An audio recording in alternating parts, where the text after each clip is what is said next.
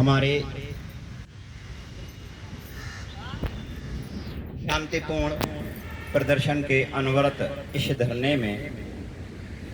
नवेद उपस्थित समस्त साथियों का स्वागत वंदन अभिनंदन। जैसा कि हमारा कार्यक्रम लगातार 27 तारीख से अनवरत चल रहा है, कोई ना कोई दिन लगातार हम अच्छे से अच्छे कार्यक्रम करके हम अपना संदेश माननीय मुख्यमंत्री महोदय के समक्ष पहुंचा रहे हैं। हमारा प्रयास अपने उज्जवल भविष्य की ओर अग्रसर है और मुझे आशा नहीं, पूरा विश्वास ही है कि माननीय मुख्यमंत्री महोदय हमारी बात को अवश्य मानेंगे और हमारा उज्जवल भविष्य बनाने का काम करेंगे। जैसा कि कल ही हमने सुंदरकांड का पाठ किया, क्योंकि हमारे परम पूज्य संत शिरोमणि परम आदरणीय योगी आदित्यनाथ सनातन धर्म की परंपरा को आगे बढ़ाते हुए हमारे पूरे उत्तर प्रदेश में राम राज्य की परिकल्पना लिए हुए समस्त उत्तर प्रदेश में राम राज्य की स्थापना करने में लगे हुए हैं। उसी का अनुकरण करते हुए हमने कल सुंदरकांड का पाठ किया। गोस्वामी तुलसीदास द्वारा कृत श्री रामचरितमानस, जिसका 5वां अध्याय सुंदरकांड अपने समस्त कल्याण की संभावनाओं को समेटे हुए है, जिसमें भगवान श्री रामचंद्र जी के परम भक्त अनन्य सेवक शंकर सुमन केसरी नंदन पवन पुत्र हनुमान जी का स्मरण है, भजन है, भक्ति है, आराधना है और पूरा सुंदरकांड महावीर बजरंगबली के लिए समर्पित है। ऐसा कहा जाता है कि वह तीनों चारों युगों में अजर अमर निराकार हैं और जो भी भक्त उनकी श्रद्धा भाव से भक्ति करता है, आस्था रखता है, उसका कल्याण निश्चित रूप से होता है। और उसी की उम्मीद और आशा करते हुए हमने सुंदरकांड का पाठ किया। और जो साथी घर पर बैठे हुए हैं उनसे भी मेरा कहना है,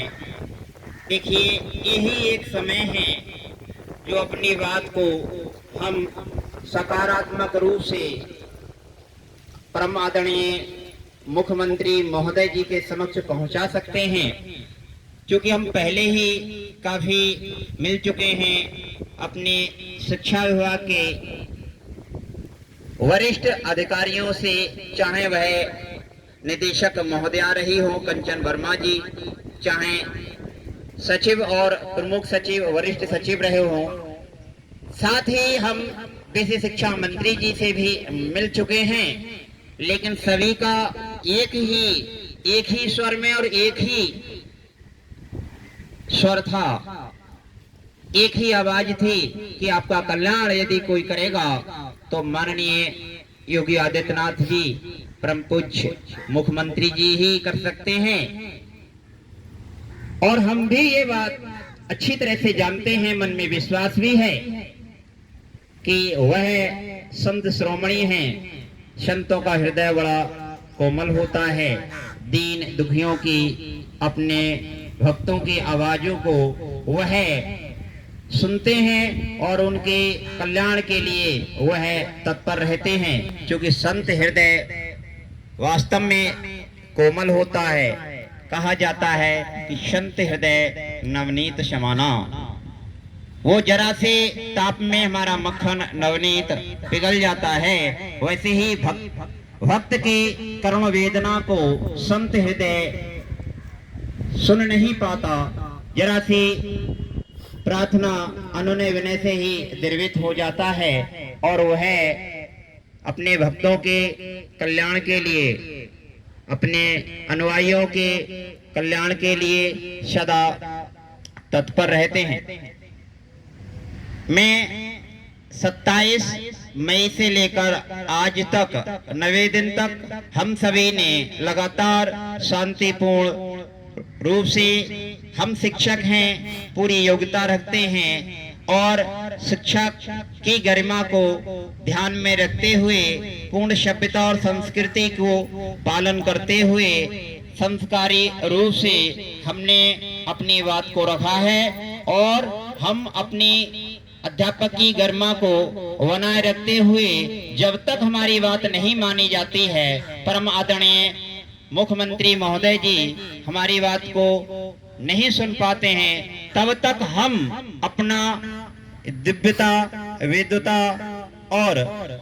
अपने शिक्षक की गरिमा को बनाए रखते हुए लगातार अपने शांतिपूर्ण रूप से अपनी बात को कहते रहेंगे, प्रार्थना करते रहेंगे, अनुनय विनय करते रहेंगे, क्योंकि हमें पूरा विश्वास है कि हमारे परम आदरणीय जी निश्चित रूप से हमारी आवाज को सुनेंगे, क्योंकि परम आदरणीय जी की एक ही आस, एक ही उम्मीद, एक ही